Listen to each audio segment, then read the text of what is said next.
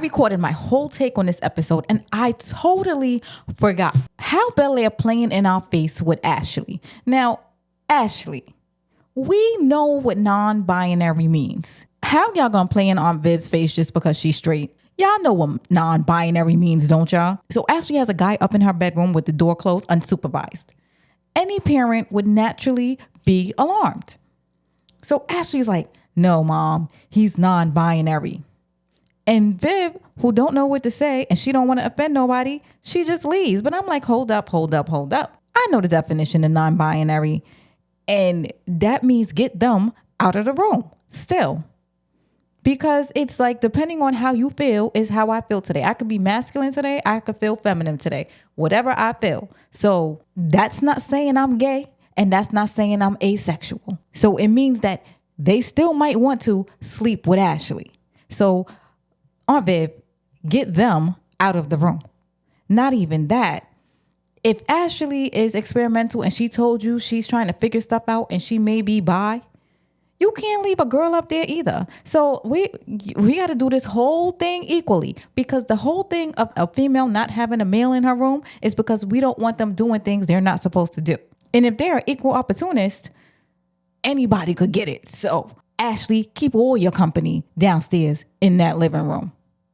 I'm just saying, acting like nobody know what that means. I had to break that in real quick, because don't play in our faces. Don't act like it means nothing will ever happen, or because she might got the pronoun wrong, but she had the right attitude. She was a mom wanting to keep her daughter from not. Okay. I did not realize we were getting 3 episodes. So Erica wrote a letter saying that she and her firm is not going to represent the gentleman that's trying to set up regentrification around the area. She's like, this is not a fit for our company, but Uncle Phil still wants to work with him on his own time. And overall, Uncle Phil is tired of Erica. He's like, listen, we're going to cut ties. And I think he's really mad because Erica couldn't keep her mouth shut. That's why I said Erica wanted to be messy, because I'm like, dude, you kissed him and he's like, listen, I got a wife, just leave it alone. And she's like, oh, this happened, Viv. So everybody know Erica is being very messy. And he's like, I'm not taking a hit for my marriage for you. So I'm out. And Erica's like, well, you better leave all your clients and you can't afford to leave our company. So Phil feels away. But you know what? I could care less, because Phil is shady anyway. We're going to get to shady Phil. Will reach out to his mother and she is in town. Will finally tells her that he wants to meet with her and Will's father. Everybody got their family around and he's so distant from his mother and his father. He wants to get to know his father and he wants his mother. So she comes down on call, ready, excited, but unwilling to talk to Lou. Remember what I was talking about? The regentrification wouldn't be a good idea if they start trying to move people out that are part of the community and they want to stay and they're paying their money and they're doing the best that they can. This ninja Uncle Phil comes to Jazz and I'm like, you should be ashamed of yourself. You talk about how much you love Jazz and he's cool and everything else, and you came to him as if you was foe. You didn't even come to him friendly. You had a job to do and you strapped your boots on and you just went in because they want his store so that they can build other things on that lot. They're going to regentrify the neighborhood, the businesses that are there. They don't want them to benefit.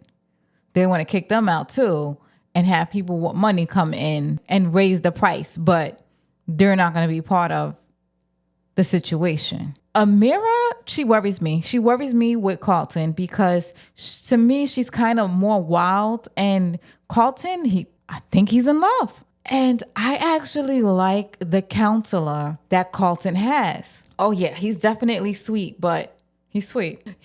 I don't know. He brings a certain lightness and it feels like you could talk to him about anything. And I'm like looking at him and I'm like, I could tell he's been through the fire. Well, the character that he's playing, because I don't know in real life, but it's like for him to be a rehab counselor knows you had to go through stuff and you had your own demons and problems and stuff like that. So he told Carlton that he doesn't recommend Amira for him. And Amira's like, you don't know me. And I'm like, hold on, this is where Amira goes for counseling and stuff like that. And he said it for me. He was like, I actually do. She was so mad. She just walked out. Exactly. So when he said that, I was like, good. But Amira is way unhinged. I don't think she's right for him. Like, something in me was unsettled. And Carlton's my new baby, so we don't like her. So Will's mother agrees to speak to Lou, and it's weird because the Will's mother starts it and she goes back and forth with Lou. And every time she throws a hit at Lou, Lou hits back with another snap or a dish or whatever you want to call it. And then she goes, I'm tired of this, and she wants to leave. But I'm like, girl, you started it. Lou has a very meaningful conversation, which brings me to another point. If you knew why Lou got arrested, because you sent him to get his money back that was owed to him, and he went and tried to get it back from the guy that took it from him. And of course, if you forcefully take something that somebody is in possession of, that is a robbery. So Lou got arrested for trying to get the money that was owed to him back. So you knew this, and you are still treating Lou like a savage, and you're letting your son see him as a savage. Like, I could understand if y'all two don't get along, but why would you do that? You're just going to tell him that your father is not around. Like, what? I didn't like that part, but then I liked the part that they were able to speak and everything else. And, the mother realized, you know what? I should not have let my own situation or my own feelings for your father get in the way, because Will was holding that animosity. But you could see sometimes that they would speak and Will would talk about him being an entrepreneur, and she would look at him like, that's something your daddy would say. Like, I caught that moment. And because they did a replay in the beginning and they were saying like stuff that happened before, she did say that your father was an entrepreneur. So it's like, as many times as Will tries to run away from his father, they still are the same. Like, they're very much alike. But it ended on a happy note. It feels like one of those Family Matters shows and stuff like that. Or actually like the Fresh Prince of Bel-Air, the real one. Every ending has like a harmonic ending. It's like happily ever after. We didn't see Lisa this episode. I wonder how she's going to feel knowing that Will was about to lose his job to protect Jackie. Not that anything was wrong with that, because Jackie did need to be protected in that moment, and it wasn't anything like that. Anyway, I'm AminaSeenIt. Let me know what y'all think in the comments down below. Like, comment, and subscribe. Thank you.